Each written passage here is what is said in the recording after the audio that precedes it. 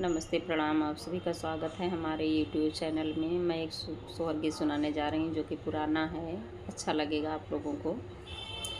कृष्ण जी और ग्वालिन का है, तो आप लोग सुनिएगा ज़रूर और कमेंट बॉक्स में अपनी राय देना। छीके ताई ग्वालिनी दहिया जमावई तो छीक ताई जावन डारई छीक ताई जावन डारई हो सखिया छीके तई की ग्वालिनी दहिया जमावई तो छीक तई की जावन डारई छीके तई की जावन डारई हो। एक बाना गईली दूसरे बाना गईली दूसरे बाना गईली तीसरे में वृंदावना तीसरे में वृंदावना हो सखिया एक बना गईली दूसरे बना गईली तीसरे में वृंदावना तीसरे में वृंदावना हो सखिया कृष्ण जो मिले ठग हार डगर हमारी रोक डगर हमारी रोकाई हो सखिया कृष्ण जो मिले ठग हार डगर हमारी रोकाई डगर हमारी रोकाई हो हथवा कैली है हाई काना तो नाही दी है तो कान्हा नाही दी है पतवा का फेंकी दैली पतवा तो फेंकी दिहले हूँ सखिया हाथवा कैली है कान्हा नाही दी है पतवाई फेंक दी है पतवाई फेंकी दी है हो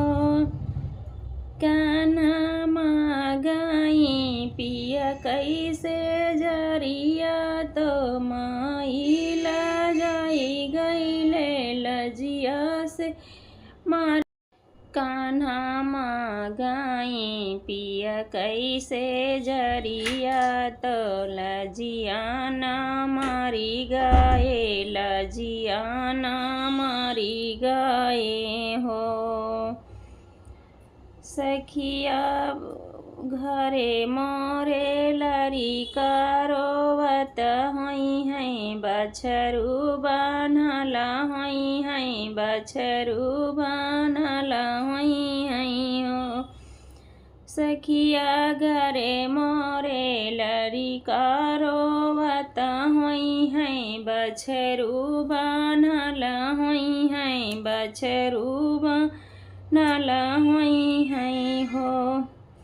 तू ही से सुंदर मोरे पियावा ज रहिया लखत हुई हैं रहिया लखत हुई हैं हो ग्वालिन हमाहू से सुंदर तोहरा पियावा से जरिया लगत हुई हैं से जिया सुतला हुई हैं हो ग्वालिन हमाहू से सुंदर तोहरा पियावा जो से जिया सुतला हुई हैं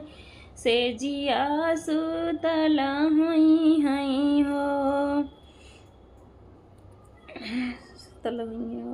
तनी बचन सुनई ग्वालिनी तो कान्हा से आरजी करई कान्हा से आरजी करई ओ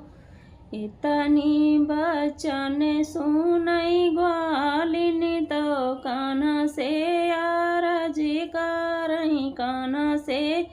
आरजी करई हो काना पनमा कैसे जिया लगायो त फूल छितरायो त फूल छितरायो हो काना चौमुख दिया न जलायो त आधी रतिया उबाई आधी रतिया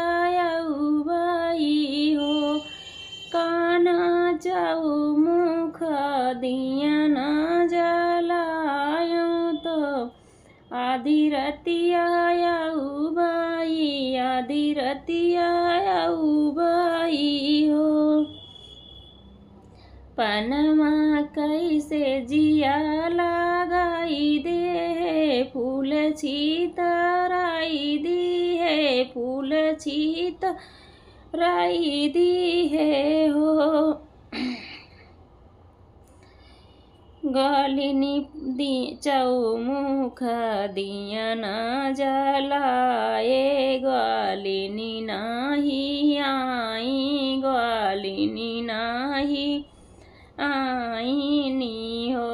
पानवा कैसे जिया जुराई गईले पनवा को मिलाई गईले पनवा को मिलाई गईले हो कान्हा चौमुख बुझी गाए दिया ना ग्वालिनी नाही आई ग्वालिनी नाही आईनी हो ये चौमुख बुझी गईले दिया ना ग्वालिनी नाही आई ग्वालिनी नाही आईनी हो जाऊ माई जानते ग्वालिनी नाही आई है ग्वालिनी नाही आई है तो ग्वालिनी तना तू छल कर ब्यूताऊ बहिया पकड़ बाई ठऊ त्यों तो बहिया पकड़ी बाई ठऊ त्यों जब हम जानते ग्वालिनी तू इतना छल जब माई जानती ग्वालिनी तू इतना छल कर बुए तना छल कर बेऊ हाथवा पकड़े बाई ठऊ त्यों डागरे तोहरी रोकते डागरे तोहरी रोकते